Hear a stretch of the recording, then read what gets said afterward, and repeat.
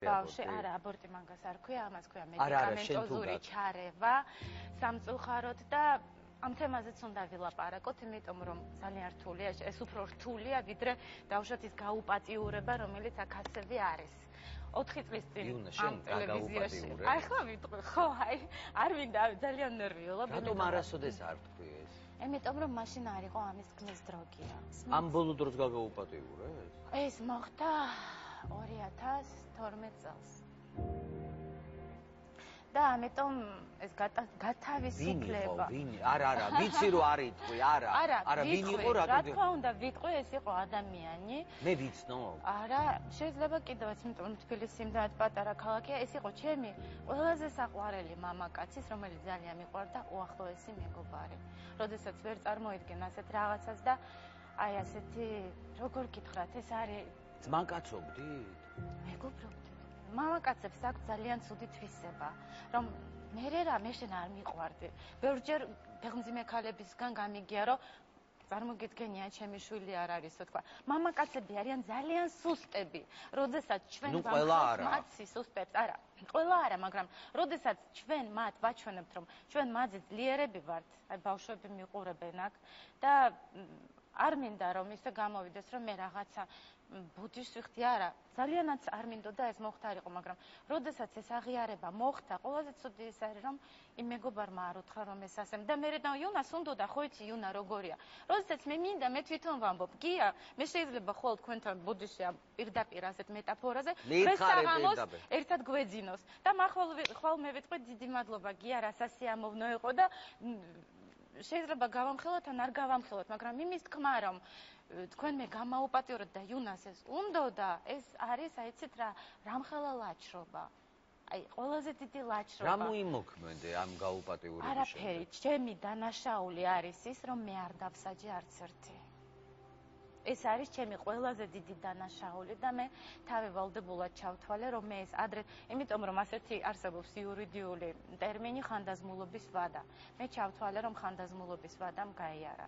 ეს კაცი, რომელიც მიყვარდა, დღეს ყავს მეუღლე, რა თქმა უნდა, მე ბედნიერებას ვუსურვებ ორივეს, მაგრამ მე ვერ ვაპატიე, გია. მე ვარ მორწმუნე, რა თქმა უნდა, მე ვწერა. სახელდაგვარს წერ? არა, რა თქმა უნდა, არ დავწერ. არა, ბედნიერი იყოს თავის ოჯახში, მაგრამ არ ვასახელებ ამ სახელმძაგვარს, მაგრამ მე ვერ ვაპატიე და მინდა ჩემს მაგალითზე გოგოებმა ეს ყველაფერი გაითვალისწინონ და როდესაც გვიყვარს ცოტათი ზოგჯერ თვალები დამხუჭოთ და ასე მუშტები დავიჭიროთ და მაგრები ვიყოთ, რომ აი ეს რაღაც იდიოტობა არ დაგვემართოს. იუნა, შენ ეხლა იუნა, ეხლა შენ ამბობ, რომ ისინი იყვნენ ბედნიერები.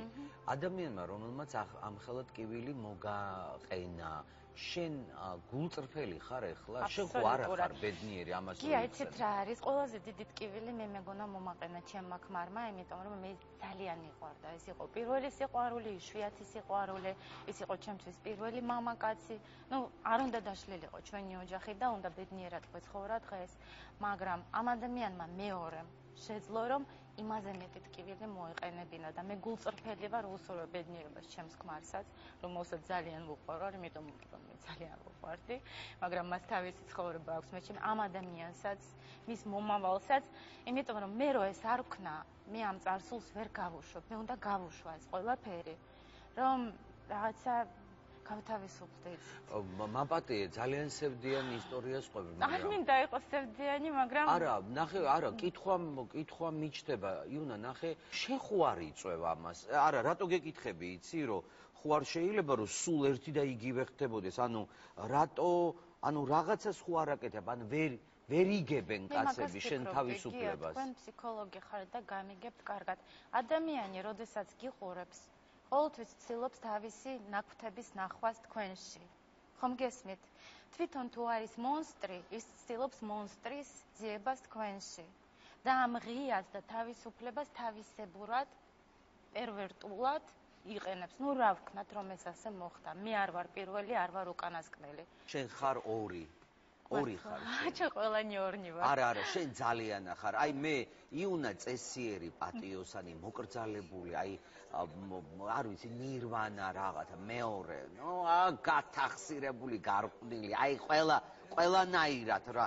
მაგრამ როგორ თავსდება ეს ორი ადამიანი ერთმანეთში? ვენ ისე გავაგვით კომენტარში წავიკითხე ზოგი როგორ ათავსებსო თავის თავაშვებულ ბოდიში ბოზობას ამ მორწმუნეობასთან კი რა თქმა უნდა ღმერთი არა, ნახე არა, ნუ გადამიკეთე ახლა მე არა, მომისმინე მე არ გეუბნები შენ ან ერთს ფუთავ ან მეორეს. მე ჩვენ ვისაუბრია. ნახე, მე შენ შეგხვდი, ვისაუბრეთ. თავში არ მოგსულია გვესაუბროს ან სექსზე, ან რაღაც ისეთ რაღაცებზე, იმიტომ რომ შენ სხვა ღირებულებები გაქვს. თქვენც გია. რატომ არ მეუბნებით იუნა გულშენ სექსი გქონდა, რამდენჯერ გქონდა? კი მკითხეთ, თუმცა რამდენი კაცი გქონდა? არა, ხო, მაგრამ იცი რა, რატო გკითხე, იცი? ისევ შენ გამომიწვიე და იმიტომ გკითხე. ხო, იმიტომ გკითხე, რომ როცა ახლა ესეთ თემებზე ვსაუბრობთ, უბრალოდ მაინტერესებს. ერთი კითხვა გამოგრჩა გია, რატომ ყავდა იუნა? რატომ? აი ეგ არის ავადმყოფობაა, ვეძებდი კი არა, ეს ავადმყოფობაა. რა, გინდოდა? ეს არის ხასიათის ავადმყოფობა. არაფერს არ ვეძებდი, მინდოდა ეს სიყვარულს ეძებ, ადამიანს ეძებ, ვიღაცას ეძებ. ძებნაში ხوار შეიძლება ესე ეძებ. ასე, აბა როგორ ვეძებო, ვაიმე, ჩაიკოვსკი გიყვარს, შექსპირი, დასტაევსკი, ვა, კაფკას გიყვარს, რასაეცვა იგი, ოხ, გიჟდები. წამოდი, ჩაწექი, მოგძებნო, აბა. ძალიან მნიშვნელოვანია. ანუ შენთვის სექსი არის ძალიან მნიშვნელოვანი. ძალიან მნიშვნელოვანია, კი რა თქმა უნდა, სექსი. ოხ შარაზე გამოგდებენ იუნა. არ გამოგდებენ მაყურებელს, ძალიან ვუყვარვარ და ვფიქრობ, რომ შარაზე გამომდებენ მე და ვიცი რამდენი ჟურნალისტებს როგორ გაუხარდებათ, რამდენი ნეგატიური რეაქცია მოყვება, იმიტომ რომ ასე გულწრფელად, ასე ღიად არავის ასეთი საძაგლობები თავის ცხოვრებაზე არ მოუყოლია, თუმცა ბევრიც ქონიათ. და ბოლოს შეიძლება მე მგონი უკვე დასასრულს ვუახლოვდებით, მინდა გითხრათ ეს გადაცემა რომ გავა ეთერში, მეორე დღეს მექნება პრეზენტაცია. ძალიან მორიდებული, ვალდებული ვარ ეს პრეზენტაცია გავაკეთო, დავპატეჟო ჟურნალისტები, ქალთა უფლებების დამცველები, წარმოგიდგენიათ და რაღაცა გასართობს მოვიფიქრებ და ექნებათ ამ წიგნის შეძენის შესაძლებლობა. ყველას გელით გამიხარდება თქვენი ნახვა. ძალიან დიდი მადლობა. გაიხარეთ, დიდი მადლობა.